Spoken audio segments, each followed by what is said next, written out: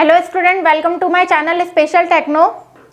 तो फ्रेंड, जैसा कि मैंने आप लोगों को बोला था कि जितने भी इलेक्ट्रीशियन के स्टूडेंट हैं उनके लिए मैं थ्योरी क्लास स्टार्ट करने वाली हूँ। स्पेशली उस टॉपिक को हम पढ़ाएंगे आप लोगों को जिसका आप लोगों को 100% एग्जाम में क्वेश्चन मिलने ही मिलने वाला है।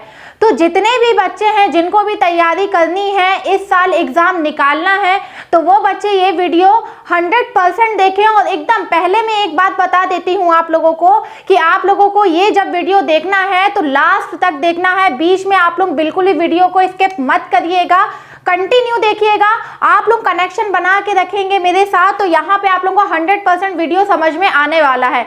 तो आप लोगों को मैं बता दूं कि आज का जो टॉपिक है हमारा, वो टॉपिक का नाम है फंडामेंटल ऑफ एसी। तो बहुत से बच्चों को ये मालूम होगा कि जो भी बच्चे इलेक्ट्रीशियन से जिन्होंने भी डिप्लोमा वगैरह डिग्री वगैरह किया होगा, तो अब आने वाली जो वैकेंसी होगी आप लोगों की, जैसे कि आप लोगों को पता है कि DRDO की भी वैकेंसी आप लोगों की आने वाली है। मैंने पहले भी बहुत सारे लेक्चर पढ़ाए हैं DRDO में, जिन्होंने भी मेरा आप लोगों को मालूम होगा। देखिए एक मिनट, जिन भी बच्चों ने कोर्स लिया हुआ था तो उन बच्चों को मैं बता दूं कि बहुत से बच्चे ऐसे हैं जिन्होंने मुझे स्पेशली थैंक्स लिख के भेजा था कि मैडम आपकी वजह से हमारा एग्जाम क्लियर हो गया है। और बच्चे, मैं आप लोगों को बता रही हूँ, 5 से 6 बच्चे, उससे ज़्यादा ही मेरे पास मैसेज आए हुए थे। तो इसलिए मैंने सोचा है कि अब जैसे कि MCQs की जो सीरीज़ है हमारी वो ख़त्म हो चुकी है। निमी पैटर्न की सीरीज़ मैंने स्टार्ट करवाई थी, वो भी इसलिए करवाई थी आप लोगों को क्योंकि उस सीरीज़ से बहुत सारे जो MCQs क्वेश्चन होते हैं वो आपके एग्जाम में आते हैं और देखने को भी मिलते हैं। जब मैं लाइव क्लास आप लोगों को करवा रही थी ABT की, असिस्टेंट बोरिंग टेक्नीशियन की, और आप लोगों की ये टेस्ट सीरीज़ जो भी आप लोगों की यहाँ पे चल रही थी, तो आप ही बच्चे ने मुझे कमेंट किया था और स्पेशली सभी बच्चों ने बताया था कि मैडम जो आप करा रही हो वो एग्जाम में आया हुआ है हमें। तो यहाँ पे कुछ भी मैं यहाँ आप लोगों के लिए झूठ नहीं बोलूंगी, जो मैं बोल रही हूँ साफ सुथरा आप लोगों से बात करके मैं आप लोगों को बता रही हूँ कि भाई अब जो मैं पढ़ा रही हूँ आप लोगों को, यहाँ पे कोई भी MCQs नहीं है, सिर्फ थ्योरी है। और थ्योरी को अगर आप लोग एक बार अच्छे से समझ लेते हैं तो उससे रिलेटेड कोई भी MCQs होता है वो आप लोगों को 100% बनेगा ही बनेगा। बस एक दिक्कत यही है कि आप इस वीडियो को स्किप बिल्कुल भी नहीं करेंगे, बस आप कनेक्टिविटी बना के रखिए मेरे साथ। 100% जिनको अभी तक फंडामेंटल ऑफ एसी समझ में नहीं आया है, आप लोगों को 100% समझ में आएगा। तो आज से हम थ्योरी की क्लास स्टार्ट कर रहे हैं। तो आज के टॉपिक का नाम है हमारा फंडामेंटल ऑफ एसी, ठीक है। अब देखिए यहाँ पे मैं आप लोगों को बता दूं कि फंडामेंटल ऑफ एसी एक ऐसा इंपॉर्टेंट चैप्टर है आप लोगों का कि इससे आप लोगों के 5 से 6 क्वेश्चन बनते ही बनते हैं एग्जाम में। चाहे आप कोई सा भी एग्जाम देने जाएं, DRDO का देने जाएं या DMRC का देने जाएं, कोई भी टेक्नीशियन से आप लोग कोई किसी भी एग्जाम की वैकेंसी अगर डाल रहे हैं तो फंडामेंटल ऑफ एसी पढ़ना बहुत इंपॉर्टेंट है आप लोगों के लिए, स्पेशली इलेक्ट्रीशियन वाले बच्चों के लिए बहुत ही इंपॉर्टेंट चैप्टर है। तो कई बच्चे ऐसे होते हैं जिन्हें पता ही नहीं होता है कि ये जो साइन वेव है वो होता क्या है, कॉस वेव क्या होता है, Vmax हम ही क्यों लिखते हैं, वहां पे साइन ओमेगा टी क्यों लिखते हैं, ये सब बिल्कुल भी किसी का भी, ये जो भी बेसिक है किसी का भी क्लियर नहीं है। तो आज हम सबसे पहले उसी पे बात करेंगे क्योंकि मैं ऐसा बिल्कुल भी नहीं पढ़ाऊंगी आप लोगों को कि मैंने डायरेक्ट हाई से स्टार्ट किया। मैं 0 लेवल से स्टार्ट करती हूँ। आप लोगों को मैं हमेशा बता के रखा है मैंने कि पहले नीचे से हम धीरे धीरे करके ऊपर चढ़ेंगे ताकि आप लोगों को समझ में आए। जिसकी नींव कमजोर होगी उसकी भी मजबूत बन जाएगी। तो फंडामेंटल ऑफ एसी आप लोग फटाफट डाल लीजिए। आज के टॉपिक का नाम क्या है हमारा,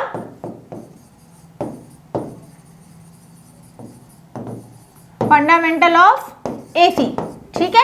ये हमारे टॉपिक का नाम है। अब सबसे पहले हमें ये इसमें देखना है कि ये जो एसी है, यानी कि एसी का मतलब क्या होता है, अल्टरनेटिंग करंट, जैसा कि आप लोगों को पता है ना। तो एसी को हम यहाँ पे क्या बोल सकते हैं भाई, अल्टरनेटिंग करंट। अब अगर आप लोगों को इसके बेसिक पे जाना है तो ये अब इसका जो हिस्ट्री है, इसका जो इतिहास है, ये इसका इन्वेंशन कैसे हुआ है, ये बहुत ही ज्यादा एकदम नीचे से स्टार्ट हो जाएगी। तो ये तो आपको पता ही होगा कि एसी को हम अल्टरनेटिंग करंट के नाम से जानते हैं, प्रत्यावर्ती धारा जिसे हिंदी में बोला जाता है, ये सभी को पता है। तो इतना तो हम यहाँ पे आप लोग समझते होंगे ये चीज। अब इसका इन्वेंशन कब हुआ, कैसे बनी, ये सब आपको खोजना है और आपको ये सब देख लेना है, ठीक है। क्योंकि इसके बारे में मैं इतना डीपली नहीं जाने वाली हूँ, क्योंकि हमें चैप्टर स्टार्ट करना है। तो नॉर्मली हम जहां से हमें पता है, इंफॉर्मेशन सभी के पास है, वहीं से हम क्या करेंगे, स्टार्ट करेंगे। क्लियर? और वीडियो को लाइक जरूर कर देना, अभी मत करना लाइक, बिल्कुल भी मैं नहीं बोल रही हूँ कि अभी कर दो। पूरा वीडियो देखने के बाद अगर समझ में आ गया आप लोगों को तो आप लोग लाइक कर दीजिएगा, कमेंट भी कर दीजिएगा। और नहीं समझ में आया, क्योंकि नहीं समझ में आने की तो गारंटी ही नहीं है, आपको समझ में आएगा, 100% आएगा। बस जुड़े रहिए आप लोग। अब सबसे पहले मैंने आप लोगों को ये बोला कि एसी क्या है, अल्टरनेटिंग करंट के नाम से जिसको हम जानते हैं। ठीक है, अब बात ये आती है कि ये जो दिमाग में हमारे ये आता है कि ये जो एसी है ये जनरेट कैसे करते हैं, है ना, ये एसी करंट हमारी कैसे जनरेट होती है। तो यहाँ पे मैं आप लोगों को याद होगा कि जब मैंने आप लोगों को डीसी मशीन के बारे में पढ़ाया था, नहीं पता है तो आप लोग डीसी मशीन यूट्यूब में जाके, स्पेशल टेक्नो में जाके प्ले लिस्ट पे आप लोग सर्च करिएगा। मैंने डीसी मशीन में पूरा बताया था कि मैग्नेटिक फील्ड कैसे तैयार होता है और कंडक्टर मैग्नेटिक फील्ड के अंदर कैसे घूमता है और उसका एक एसी साइकिल कैसे कंप्लीट होता है, वो भी मैंने बहुत अच्छी तरीके से बताया है। तो आप लोग एक बार वो वाला वीडियो जाके आप लोग देख सकते हैं, तो आपको वो रिवाइज हो जाएगा, आपका रिवीजन हो जाएगा। ठीक है, तो सेम उसी ही तरह आप लोगों का ये अल्टरनेटिंग करंट होता है जो जनरेट होता है उस तरीके से। ठीक है, अब यहाँ मैं दोबारा थ्योरी स्टार्ट नहीं करवाऊंगी वो डीसी जनरेटर की, क्योंकि वो मैं यहाँ पे अगर ये करवाती तो टाइम हमारा वेस्ट हो जाएगा। ठीक है, बाकी अभी मैं जो चीज समझाऊंगी वो अभी हम देखते हैं।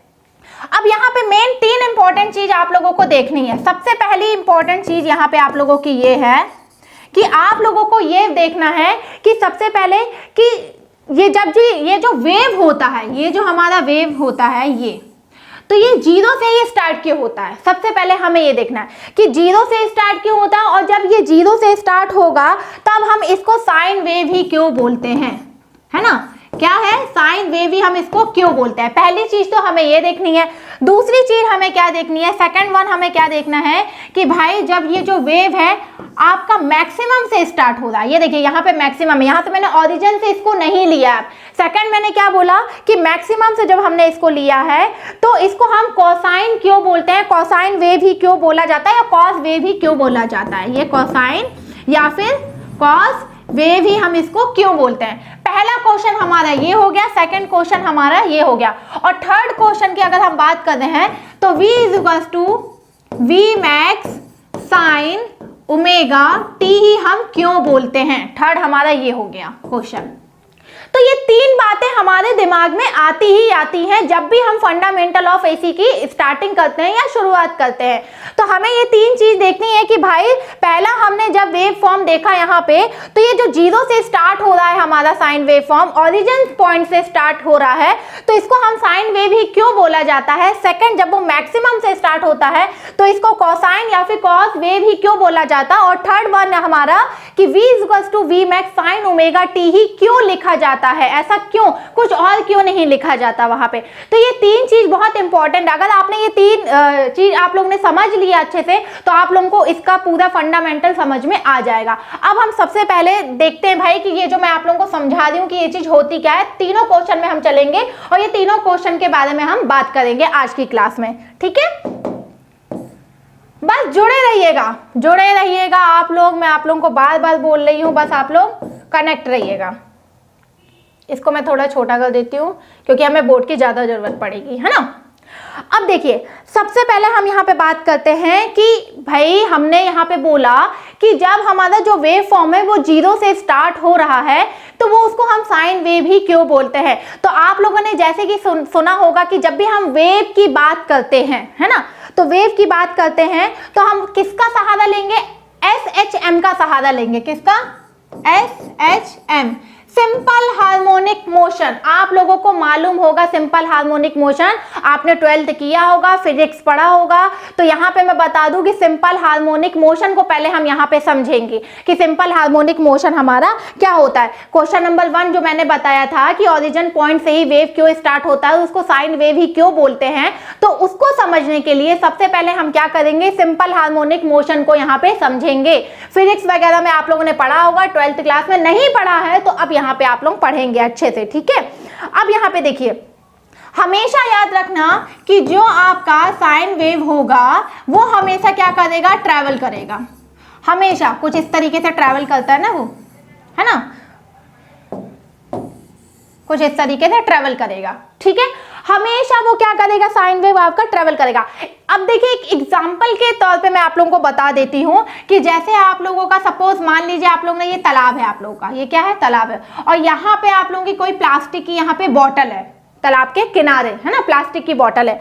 अब सपोज यहाँ पे आप लोगों ने बीच में एक पत्थर यहाँ पे फेंक दिया, तो आप लोग देखेंगे कि वो पानी के बीच में जो वाइब्रेशन टाइप की ऐसी आप लोगों की लेयर टाइप की जाती हुई दिखाई देती है, कुछ इस तरीके से लेयर एक के बाद एक, एक के बाद एक, एक के बाद एक, ऐसे ऐसे बनती हुई दिखाई देती हैं, और लास्ट में जाके वो बॉटल से टकराती हैं, और बॉटल जो होती है वो हल्की सी दूर हो जाती है।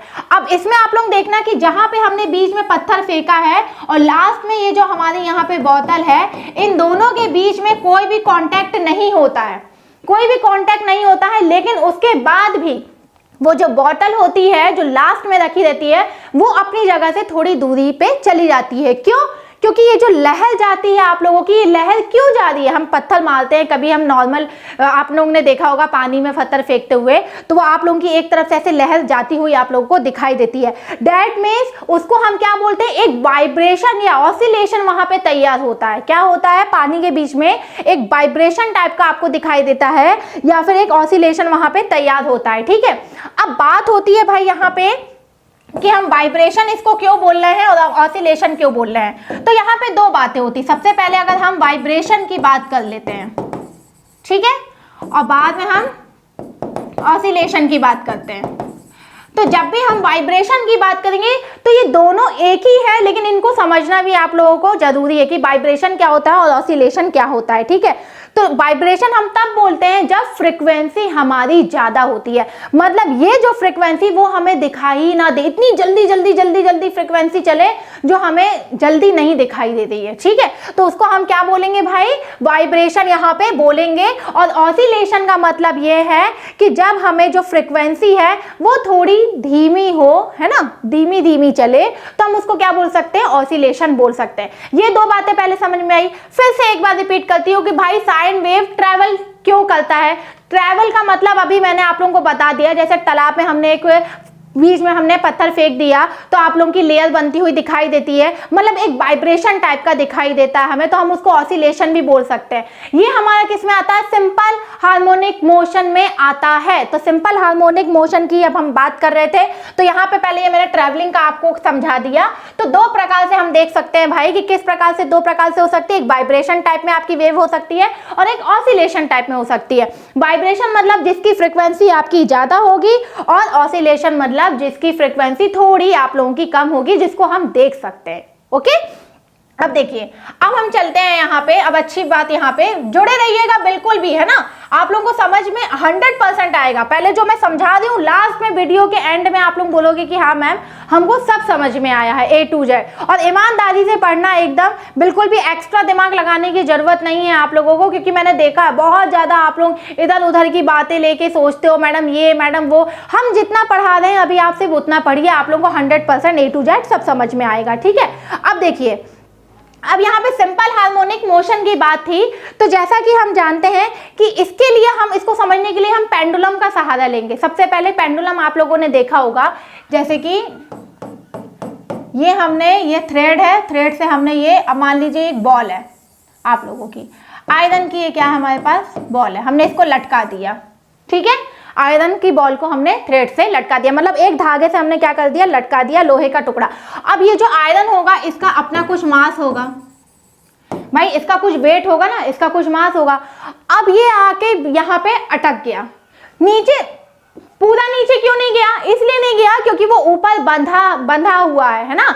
देखिए यहाँ पे मैंने इसको बांधा हुआ है, ये एक मान लीजिए पिन ले लीजिए, कोई सपोर्ट ले लीजिए, इसको सपोर्ट देके मैंने यहाँ पे इसको बांधा हुआ है, तब जाके वो नीचे यहाँ पर आके रुक गया, इसके नीचे तो गया नहीं। अब आप लोग यहाँ पे बताइए मुझे कि भाई ये जो आपका आयरन है, यानी कि ये एक बॉल टाइप की है, जो भी आपका गोला है, इसका खुद का एक मास होगा, और साथ ही साथ आपके ये जो धागा है, धागे पे आपका क्या आ जाएगा, एक टेंशन आएगा, तनाव आएगा, खिंचाव आएगा, धागे पे आएगा कि नहीं आएगा भाई, क्योंकि ये नीचे लटक रहा है तो तनाव तो आएगा ही आएगा। और दूसरी बात, तो ये तनाव के कारण ये नीचे की तरफ ये इसको खींचेगा धागे को, ठीक, और दूसरी बात अगर हम बात करते हैं यहाँ पे कि ग्रेविटेशन भी तो लगेगा, यहाँ पे ग्रेविटी के कारण भी तो नीचे आने की कोशिश करता है, यानी कि आपका यहाँ पे ग्रेविटी भी होगी।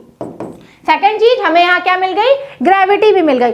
अब यहाँ पे ध्यान रखना भाई, नीचे ग्रेविटी जो रहेगी वो अपनी तरफ खींचेगी और ऊपर ये जो हुक है, जो पिन है, वो अपनी तरफ पकड़ के रखा, तो नीचे भी उतना ही लग रहा है, ऊपर भी उतनी लग रहा है, यानी कि दोनों तरफ आपका बैलेंस बन रहा है। गैलीलियो ने बताया था, है ना, दोनों तरफ आपका जो फोर्स हो रहा है वो इक्वल हो रहा है। दैट मीन्स अगर यहाँ पे 2 न्यूटन का फोर्स लग रहा है तो नीचे भी 2 न्यूटन का, यानी कि ये पोजीशन आपकी कैसी हो जाएगी, इक्विलिब्रियम पोजीशन हो जाएगी। ठीक है, इक्विलिब्रियम आपकी पोजीशन हो जाएगी, जितना नीचे फोर्स लग रहा है उतना ही ऊपर फोर्स लग रहा है। ये सिर्फ मैं अभी आपको पेंडुलम समझा रही हूं ताकि आपको सिंपल हार्मोनिक मोशन यहाँ पे समझ में आ जाए। ठीक है, तो अब हम यहाँ पे बात करते हैं कि जब कोई भी वस्तु अपनी मतलब आपका इक्विलिब्रियम आपका फोर्स लगता है उसमें, तो यानी कि वो अब आके अटक जाएगी, अब वो ना नीचे जा सकती ना वो ऊपर जा सकती, यानी कि अब इससे नीचे तो ये आ नहीं सकता, तब ये इसका क्या कहलाता है, मीन पोजीशन ये इसकी कहलाएगी, मीन पोजीशन। भाई अब हमको मालूम है कि इसके नीचे अब ये आने वाली नहीं, इसके ऊपर अब ये जाने वाली नहीं, क्योंकि बैलेंस हो गया। अब ये ऊपर से जितना आपका फोर्स लग रहा था उतना ही ग्रेविटी नीचे से फोर्स लगा रही है, हुक ने उसको पकड़ के उतना रखा है, जितना नीचे लग रहा है उतना ऊपर लग रहा है, यानी कि अब वो फिक्स हो गया। तो ये इसका क्या कहलाएगा, मीन पोजीशन उसकी कहलाती है। ये चीज समझ में आई। तो मीन पोजीशन ही एक्चुअली मुझे आप लोगों को समझाना था।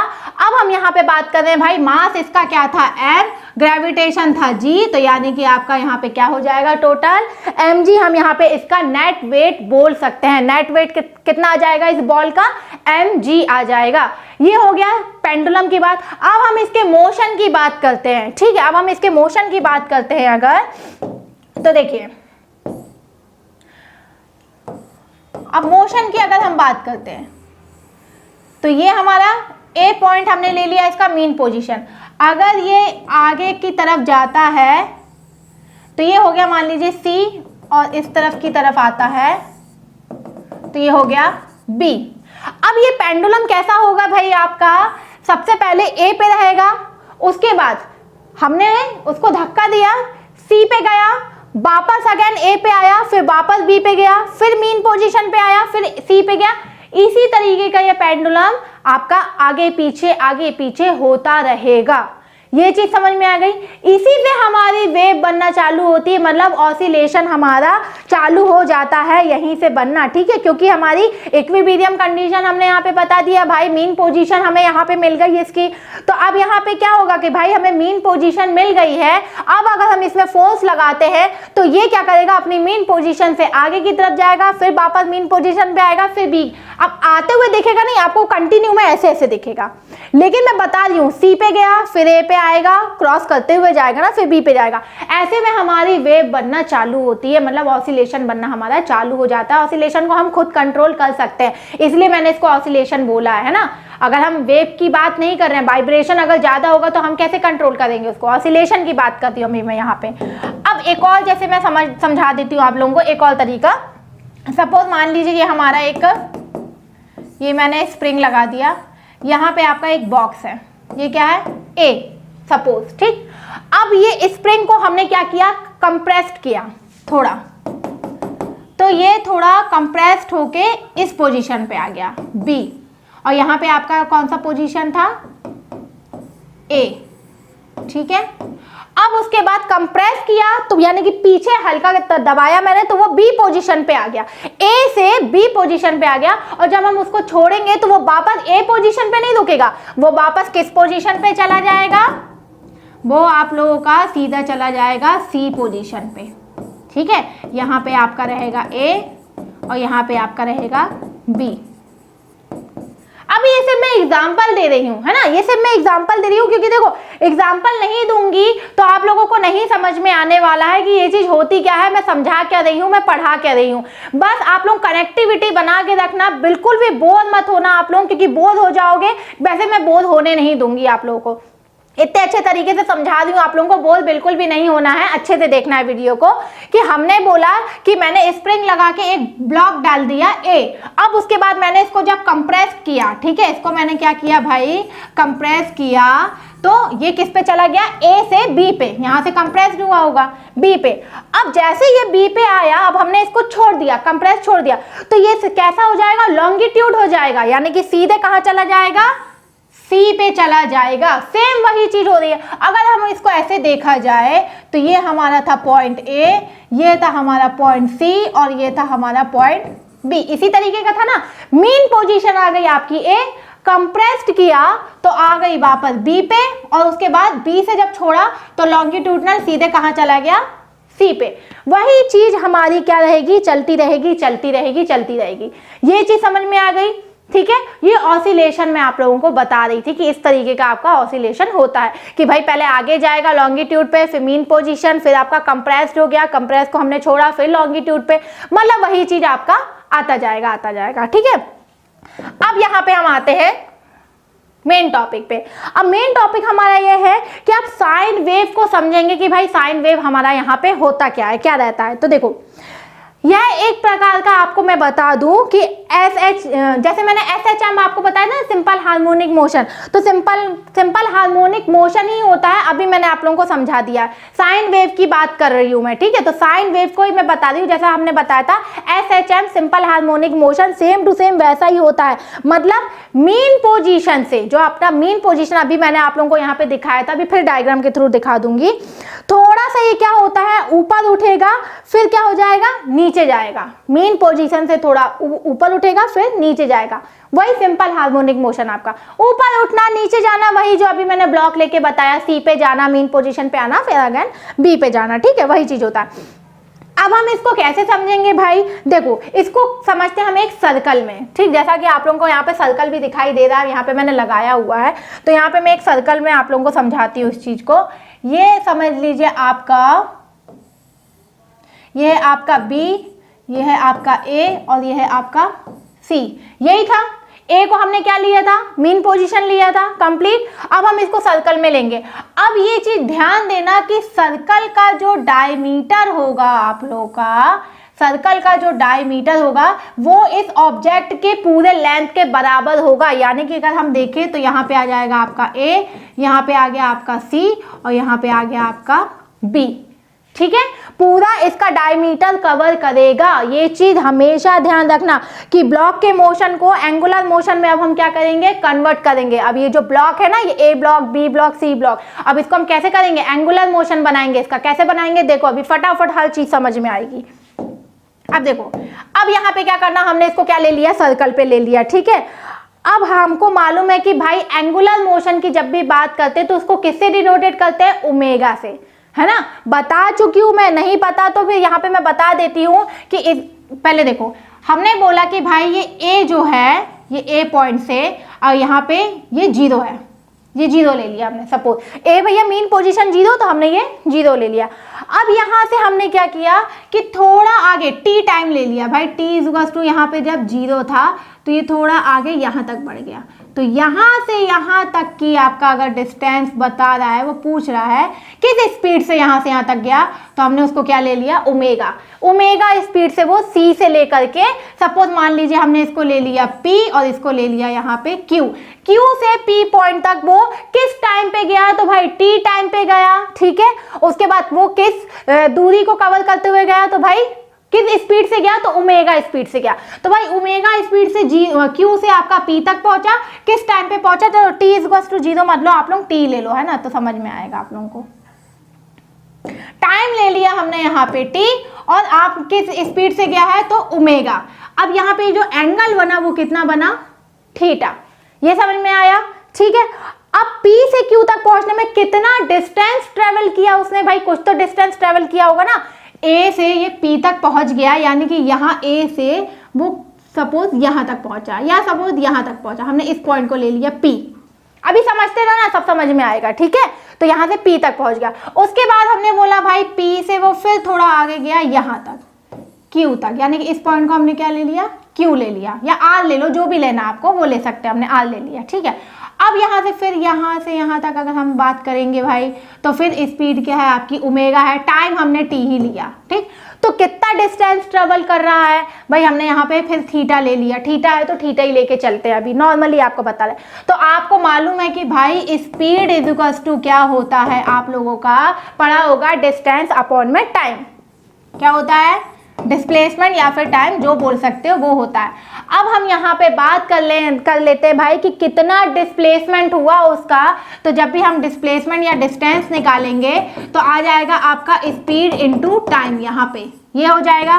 तो यहाँ पे स्पीड कितनी थी ओमेगा और टाइम कितना था भाई टी, और डिस्टेंस आपका कितना कवर किया थीटा, तो theta is equals to omega T. ये हमारा क्या आ जाएगा उसका ट्रैवल उसने जो भी किया है ना, तो ये आ जाएगा आपका theta is equals to omega T. इतना ट्रैवल किया उसने थीटा डिग्री एंगल पे, मतलब थीटा क्या है उसका डिस्टेंस है, स्पीड क्या है उसकी ओमेगा है, और टी क्या है उसका टाइम है। यहाँ पे आप लोग लिख लीजिएगा, स्पीड की अगर हम बात करते हैं तो ओमेगा ले लिया, टाइम की बात कर रहे हैं हम यहाँ पे तो टी ले लिया, और डिस्टेंस की बात करते हैं तो यहाँ पे क्या आ गया थीटा आ गया। तो इस कंडीशन में जब हमने देखा कि भाई मेन पोजीशन से वो कितना आगे गया है, क्यू से पी तक गया है, तो कितना डिस्टेंस ट्रेवल किया है, तो theta is equals to omega T. ये चीज समझ में आई। अब यहाँ पे अगर मान लीजिए यहाँ पे मैं परपेंडिकुलर डाल देती हूँ, ये मैंने परपेंडिकुलर डाल दिया, यहाँ से परपेंडिकुलर डाल दिया ऐसे, ठीक है। तो ये जो परपेंडिकुलर है वो उसका क्या दिखाएगा, अभी मैं साइन वेव जब बताऊंगी तब ये बता दूंगी, अभी सिर्फ इतना समझ लो। ये चीज समझ में आई कि भाई हमने डिस्टेंस कैसे निकाला, theta is equals to omega T कैसे बताया मैंने, ये चीज आप लोगों को समझ में आ गई होगी, है ना। तो अब हम बात करते हैं भाई यहाँ पे ये चीज, एक और चीज यहाँ पे आप समझ लीजिए, ये चीज मैं मिटा नहीं रही हूँ यहाँ पे, यहाँ से बताती हूँ। अब ये चीज समझ में आ गई होगी। तो अब हम बात कर रहे थे बी, ए और सी की, यही बात कर रहे थे, है ना। तो जब ए पर है तब वेव 0 से स्टार्ट होगी, जब ये रहेगा ए पर तब वेव कहां से स्टार्ट होगी, 0 से स्टार्ट होगी, वेव 0 से हमारी स्टार्ट होगी, ठीक है। ए पर जब रहेगी, यहां से देख लेना, ए पर जब रहेगी, चलो इधर बना देती हूँ मैं एक बार और, ये आ गया आपका बी, ये आ गया आपका ए और ये आ गया आपका सी। जब ए पर रहेगी आपकी, है ना, आपका जो ब्लॉक रहेगा वो ए पर रहेगा, तब आप कहाँ से स्टार्ट होगा, वेव 0 से स्टार्ट होगी। जब सी पर जाएगी, ए से वो कहाँ जा रही है, सी पर जा रही है, तो यानी कि मैक्सिमम हुआ, तो ये कहाँ पहुंच जाएगी भाई मैक्सिमम, ये मैक्सिमम। वापस रिपीट ये ए पे आएगी, तो वापस ये यहाँ पे आ गई ए पे, फिर कहाँ जाएगी पीछे बी पर, तो बी का क्या है आपका नेगेटिव साइड है, आपका क्या है बी कैसा है आपका नेगेटिव साइड है, तो ये नीचे की तरफ आएगी, फिर बी से वापस रिटर्न ए पे होगी, तो फिर वापस वो आपके 0 पे आ जाएगी। तो कुछ इस तरीके से आपका वेव चलेगा, यहाँ देखें तो 180, यहाँ देखें तो 180, तो ये हाफ साइकिल, अब ये दोनों हाफ साइकिल को अगर हम मिला देते हैं तो हमें 360 का एंगल वैसे भी यहाँ पे देखने को मिल जाता है। यहाँ पे आपको क्लियरली रिलेशन अब यहाँ पे आप लोगों को दिख रहा होगा कि भाई हमने यहाँ पे क्या बोला कि कोई भी आपका ऑसिलेशन हो रहा है, पेंडुलम की बात कर रहे हैं, अभी हम सिंपल हार्मोनिक मोशन की यहाँ पे बात कर रहे थे, तो ए पॉइंट से हमारा स्टार्ट हुआ पेंडुलम, कहाँ पे गया सी पे गया, या फिर अगर हम ब्लॉक की ही बात करें, 2 एग्जांपल मैंने आप लोगों को दिया है, तो ब्लॉक जब सी पे गया तो सामने पॉजिटिव डायरेक्शन में जा रहा है, दैट मीन्स वो मैक्सिमम की बात कर रहा है, तो 0 से स्टार्ट किया, तो यहाँ पे क्या हो गया, वो मैक्सिमम हो गया, ठीक है। उसके बाद वो वापस अपनी मेन पोजीशन पे गया, तो वापस वो यहाँ 0 पे आ गया, देन उसके बाद वो नेगेटिव साइड बी में गया, तो नेगेटिव का मैक्सिमम नीचे साइड आ जाएगा आपका, देन उसके बाद वो फिर ए पे आ जाएगा, तो वापस आपका 0। इसी तरीके से आपकी ये जो वेव फॉर्म होगा वो चलता जाएगा। ये मैंने आप लोगों को डीसी मशीन में भी सेम टू सेम यही समझाया था। अब हम बात कर लेते हैं भाई, ये चीज आप लोगों को समझ में आ गई होगी कि सिंपल हार्मोनिक मोशन क्या होता है, आप लोगों का ऑसिलेशन किसे कहते हैं, वाइब्रेशन किसे कहते हैं, ये चीज आ गई होगी आप लोगों को समझ में। अब हम बात करते हैं जो क्वेश्चन मैंने फर्स्ट आप लोगों को बताया था यहाँ पे कि भाई साइन वेव ही क्यों बोला जाता है, जब 0 से स्टार्ट होता है तो उसको साइन वेव ही हम क्यों बोलते हैं। ये 0 से स्टार्ट हो रहा है, इसको हमने साइन वेव ही क्यों बोला, यही था क्वेश्चन। अब इस क्वेश्चन पे आते हैं, देखो अब इस क्वेश्चन को आते हैं, अच्छे से समझना यहाँ पे। तो यहाँ पे मैं आप लोगों को बता दूं कि जब भी हम क्वाड्रेंट लेते हैं कोई सा भी, सपोज ये हमने क्वाड्रेंट लिया, ये फर्स्ट क्वाड्रेंट, ये हमारा सेकंड, ये हमारा थर्ड और ये हमारा फोर्थ, ठीक है। अब देखिए यहाँ पे अगर हम एंगल की बात करते हैं तो एंगल हमेशा एंटी क्लॉकवाइज घूमता है, एंटी क्लॉकवाइज घूमता है ना भाई। नहीं पता तो रुको मैं यहाँ पे बता देती हूँ आप लोगों को। ये दिखाई दे रहा है आप लोगों को, ठीक है। अब यहाँ पे अगर हम बात कर लेते हैं, ये देखिए ये है हमारा, ये 0 से ये देखिए 45, फिर 45 से 90, 90 से 135, 135 से 180, 180 से 220, यानी कि हम कैसे घूम रहे हैं, एंटी क्लॉकवाइज में हम घूम रहे हैं। कैसे घूम रहे हैं हम, एंटी क्लॉकवाइज में घूम रहे हैं ना, तब तो हमको एंगल पता चलता है ना। ऐसे एंटी क्लॉकवाइज में घूमते हैं। फर्स्ट क्वाड्रेंट ये हमारा फर्स्ट आ गया, ये हमारा सेकंड, ये हमारा थर्ड और ये हमारा फोर्थ। तो हम एंटी क्लॉकवाइज में घूमते हैं तो हमें क्या मिलता है, एंगल हमारा मिलता है। ये चीज पता है ना सबको। अब देखो, अब हम बात कर रहे थे भाई कि साइन वेव की, कि हम उसको साइन वेव ही क्यों बोलते हैं। तो यहाँ पे दो आपके यहाँ पे मैंने लगाया हुआ है डायग्राम, यहाँ से समझिएगा फटाफट। अब हम ज़्यादा टाइम वेस्ट नहीं करेंगे। यहाँ पे हमने बात कर लिया सबसे पहले कि भाई ये हमने ले लिया एक सर्कल, वही चीज यहाँ पे हमने पॉइंट क्या लिया था भाई, ए। यहाँ पे हमने पॉइंट क्या लिया था आपका ए, यानी कि 0 इसका भी हो जाएगा यहाँ से 0। पॉइंट ए अगर 0 पे है तो ये भी क्या हो जाएगा 0, मतलब ओरिजिन हमने क्या ले लिया, 0 ले लिया। ये चीज समझ में आ रही है। अब अच्छे से यहां से समझ लेना, तो ये चीज बहुत अच्छे से आप लोगों को समझ में आएगी कि साइन वेव ही हम यहाँ पे इसको क्यों बोल रहे हैं। अब सपोज, अब हमने बात किया भाई साइन वेव में कि ये गया, सबसे पहले इसने कुछ डिस्टेंस ट्रेवल किया। अच्छा एक चीज याद रखना कि सर्कल में जितने भी आप लोगों के एम्पलीट्यूड होंगे, जो भी इसके आप लोगों के एम्पलीट्यूड, ये जो एम्पलीट्यूड है आपके, ये वो रेडियस को ही कहेंगे, ये एम्पलीट्यूड, ये सेकेंड, ये थर्ड, ये फोर्थ, ये फिफ्थ, है ना। ये आपकी एक तरह से क्या है, रेडियस है, या हम इसको एम्पलीट्यूड भी बोल सकते हैं, ठीक। एम्पलीट्यूड, क्योंकि हमें वोल्टेज वगैरह यहाँ पे फाइंड करनी ना, इस कारण से, ठीक है। और रेडियस आपकी कभी चेंज नहीं होगी। एक चीज याद रखना, अगर ये आपकी 11 है तो ये भी 11 होगी, ये भी 11 होगी, ये भी 11, सब 11 होगी। अभी हमें यहाँ पे नहीं पता है कि भाई क्या 11 है क्या 12 है, क्योंकि अभी हमने सिर्फ डायग्राम देखा है भाई। एक हमने यहाँ पे सिर्फ क्या ले लिया, एक सर्कल ले लिया। अब इसका जो भी हो सकता है हमें नहीं पता, क्या हो सकता है क्या नहीं हो सकता। अभी हम सिर्फ इतना देख रहे हैं यहाँ पे कि अभी हम इसको सॉल्व कैसे करेंगे, ठीक। यहाँ पे हमने बात कर लिया भाई सबसे पहले कि यहाँ पे हमने क्या ले लिया, 0। यहाँ से स्टार्ट हुआ वो, एक मिनट, हाँ, यहाँ से उसने स्टार्ट किया ओरिजिन पॉइंट से, वो कहाँ गया, यहाँ तक। अब सपोज मान लीजिए कितना है, 30 डिग्री। ये यहाँ से यहाँ तक एंगल कितना है, 30 डिग्री। और यहाँ से हमने ये क्या डाल दिया, परपेंडिकुलर डाल दिया, और ये क्या आ गया इसका बेस, ये, ठीक, ये हो गया। अब एक चीज आप लोग यहाँ पे ध्यान रखना कि मैंने आप लोगों को बोला कि जो रेडियस रहेगा वो आपका क्या रहेगा, एम्पलीट्यूड रहेगा। ये हमारा क्या है भाई, एम्पलीट्यूड है, ठीक। और ये जो परपेंडिकुलर है आपका, वो आपका क्या कहलाता है, वोल्टेज कहलाता है। भाई वोल्टेज ही तो दिखाता है ना टाइम के हिसाब से। यहाँ पे कुछ टाइम होगा आप लोगों का, जब 30 डिग्री पे जाएगा, जब 45 पे जाएगा तो टाइम कुछ और हो जाएगा। वहां पे मैंने ओमेगा टी लिया था, तो टी मैंने इसलिए लिया था क्योंकि वहां पे कोई टाइम फिक्स नहीं था। अब सपोज 30 डिग्री पे आया तो 2 सेकंड का टाइम हुआ, 45 पे आया तो 4 सेकंड हो गया। टाइम तो चेंज होगा ना, तो टाइम चेंज जब होगा तो वोल्टेज भी आपका उसी हिसाब से रहेगा। तो ये जो आपका परपेंडिकुलर रहेगा, इसको हम क्या लेंगे, यहाँ पे वोल्टेज से डिनोटेड करेंगे, ये चीज ध्यान रखना। और रेडियस को हम किससे डिनोटेड करेंगे भाई, एम्पलीट्यूड से डिनोटेड करेंगे, ठीक है।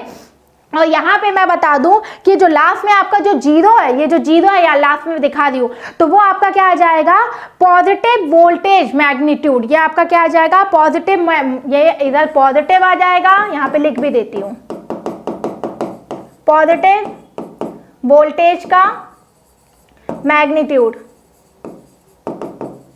ये मैग्नीट्यूड ही दिखा रहा है, ये भी मैग्नीट्यूड दिखा रहा है, ये भी आपका मैग्नीट्यूड दिखा रहा है, ये भी आपका मैग्नीट्यूड, ये भी आपका मैग्नीट्यूड, ये भी आपका, और ये आपका क्या कहलाएगा, नेगेटिव वोल्टेज मैग्नीट्यूड, ठीक है। तो उधर से स्टार्ट करेंगे तो पॉजिटिव और इधर से करेंगे तो ये क्या आ जाएगा, नेगेटिव। अभी मैंने साइकिल में समझाया ना आपको, भाई नीचे की तरफ जाएगा तो नेगेटिव होगा, ऊपर की तरफ रहेगा तो पॉजिटिव होगा। तो यहाँ पे अभी हमने देखा कि भाई कितना डिग्री एंगल लिया, यहाँ पे सबसे पहले 0 पे था वो, उसके बाद 30 पे आया, उसके बाद वो गया तो सपोज हमने यहाँ पे ले लिया 45, उसके बाद गया तो सपोज हमने यहाँ पे ले लिया 60, उसके बाद गया तो यहाँ पे कितना आ गया 90। अब हम आते हैं भाई कि साइन ही क्यों बोलते हैं। ये चीज समझ में आ गई आप लोगों को कि ऐसे आप लोगों का वो मूव कर रहा है, ठीक है, पॉइंट के हिसाब से, ABC के हिसाब से, है ना। ये A पे था, यहाँ पे आ गया तो भाई 30, यहाँ पे आ गया तो 45, यहाँ पे आ गया तो 60 और यहाँ पे आ गया तो 90, जहाँ पे C पोजीशन था हमारा, यही था। ऐसे ऐसे करते हुए पेंडुलम जाएगा ना, ऐसे करते हुए जाएगा तो हर पॉइंट से होते हुए जाएगा। तो हमने ये पॉइंट का एक ले लिया कि 30, 45, 60 एंड 90, ये ले लिया। अब हम बात कर लेते हैं भाई साइन की। तो साइन का हमने देखा है कि भाई साइन वेव ही क्यों बोला जाता है इसको, जब 0 से स्टार्ट होती है। तो ये देखिए 0 से स्टार्ट हो रही है तो इसको साइन वेव ही क्यों बोलते हैं। तो यहाँ पे हम बात कर लेते हैं भाई कि साइन थीटा इक्वल्स टू, जब भी हम बात करते हैं तो साइन का जो फॉर्मूला होता है वो आपका क्या होता है, P/H। क्या होता है, P/H, यही होता है। परपेंडिकुलर अपॉन में हाइपोटेनियस आप लोगों ने पढ़ा होगा। अब परपेंडिकुलर वहां पे क्या दिया है, वोल्टेज V दिया है, वोल्टेज दिया है ना आप लोगों का। अभी वो छोड़ो, सबसे पहले वो किसमें है, 0 कंडीशन पे। तो साइन आप लोगों का हमने ले लिया भाई, किसमें ले लिया, साइन 0 की बात कर रहा है तो साइन 0 ले लिया हमने, ठीक। तो साइन 0 जो भी हो, परपेंडिकुलर हमें नहीं पता, हाइपोटेनियस हमें नहीं पता, आई डोंट नो। साइन 0 क्या होता है, वैल्यू 0 ही होती है। सेकंड हमने क्या ले लिया, साइन 30, ठीक है। अब साइन 30 की अगर हम बात कर लें, सेकंड किस पे आया, साइन 30 पे। साइन 30 की वैल्यू होती है 1/2, जिसकी वैल्यू होती है 0.5। ये फर्स्ट हो गया आपका, सेकंड हो गया। थर्ड अगर हम बात कर रहे हैं तो यहाँ पे आता है साइन 45। तो साइन 45 की वैल्यू जो होती है वो आप लोग की होती है 1/√2। कितनी होती है, 1/√2।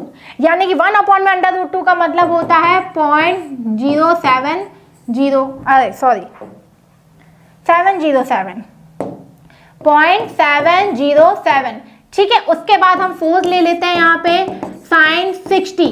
तो √3/2 होती है, √3/2 को अगर आप सॉल्व करेंगे तो वो आ जाएगा आपका 0.866।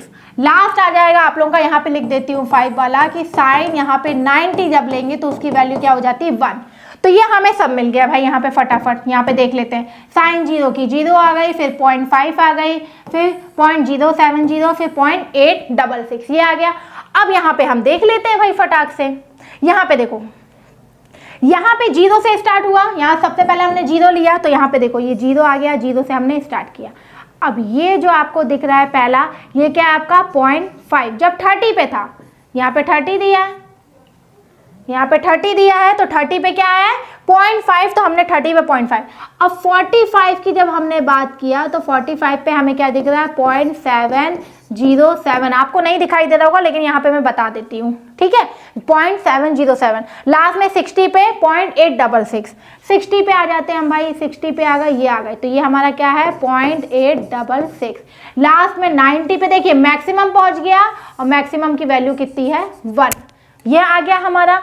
वापस हमारा फिर जब इस तरफ से आपका डिक्रीज होना चालू हो जाएगा तो वापस आपका भाई 135 की वैल्यू आप लोगों की कितनी आ जाएगी, है ना। उसके बाद 180 की कितनी आ जाएगी आप लोगों की, सेम उतनी डिक्रीज में चला जाएगा, मतलब नेगेटिव में फिर वो जाने लगेगा। तो इसी कारण से हम इसको क्या बोलते हैं, हम इसको बोलते हैं भाई साइन वेव ही हम इसको बोलते हैं, जो ओरिजिन से स्टार्ट होता है। अब समझ में आ गया होगा आप लोगों को, ठीक है। तो ये मैंने साइन का आप लोगों को आज कंफर्म बता दिया कि साइन वेव को भाई हम साइन वेव ही क्यों बोला जाता है। ये कंडीशन समझ में आ गई आप लोगों को। अब जो कल की क्लास रहेगी, कल की क्लास में मैं बताऊंगी कि कॉस क्यों बोला जाता है इसको, मैक्सिमम से ही क्यों स्टार्ट होता है और उसको कॉस क्यों बोला जाता है और वी मैक्स ही हम क्यों लिखते हैं। तो अभी देखिए आज की क्लास थोड़ी लंबी हो गई आप लोगों की, लेकिन समझाना जरूरी था, बेसिक से स्टार्ट करना था, इस कारण से मैंने आप लोगों को एकदम बेसिक से स्टार्ट करके समझाया है। तो आई होप आप लोगों को समझ में आया होगा बहुत अच्छी तरीके से कि किस तरीके से मैंने यहाँ पे पूरा आप लोगों को समझाया है और बहुत मेहनत करी है, रियली बता रही हूँ आप लोगों को। तो अब आप लोगों को लगता है तो आप लोग प्लीज लाइक कर दीजिएगा और फॉरवर्ड कर दीजिएगा। कमेंट आप लोगों को जो करना है आप लोग कर सकते हो, कुछ पूछना है तो आप लोग इसमें भी मुझे पूछ सकते हैं, मैं बाद में आप लोगों को बता दूंगी, क्लियर कर दूंगी। तो पहला क्वेश्चन आज हमने क्या देखा कि भाई फंडामेंटल ऑफ एसी में कि वाइब्रेशन की अगर हम बात करते हैं तो वो क्या होता है, ऑसिलेशन की बात करते हैं तो वो क्या होता है, सिंपल हार्मोनिक मोशन आपके क्या कहलाते हैं, सिंपल हार्मोनिक मोशन से आपकी वेव कैसे तैयार होती है वो हम देखते हैं। देन उसके बाद हम क्या देखा हमने कि भाई कि हम उसको एक सर्कल में कैसे डिनोटेड करते हैं, सर्कल में देखिए कैसे एम्पलीट्यूड निकलता है, कैसे वोल्टेज निकलता है, कैसे पॉजिटिव नेगेटिव की बात होती है और कैसे हम साइन के वेव को हम यहाँ पे दिखा रहे हैं। और जीरो से स्टार्ट होता है, इसको साइन ही क्यों बोला जाता है, क्योंकि वो उसकी वैल्यू में ही दिया हुआ है। साइन जीरो का 0 30 में 0.5 आ जाएगा। तो इस तरीके से मैंने आप लोगों को पूरा बताया है और आप लोग थोड़ी क्वालिटी बढ़ा लीजिएगा तो उसको आप लोगों को और अच्छी तरीके से दिखेगा। कल की जो क्लास रहेगी हमारी, इसी के आगे मैं आपको कॉस का भी बताऊंगी और V max sine omega T ही क्यों बोला जाता है वो बताऊंगी, फेज डिफरेंस के बारे में बताऊंगी बहुत अच्छी तरीके से। बस इसी प्रकार आप लोग जुड़े रहिएगा। तो आज की क्लास मैं यहाँ पे खत्म कर रही हूँ कि कल की क्लास में इसके आगे का हम और भी पढ़ेंगे। Thank you so much. आप लोग अपना ध्यान रखिए, गुड नाइट और स्पेशली अपने पेरेंट्स का भी ध्यान रखिए।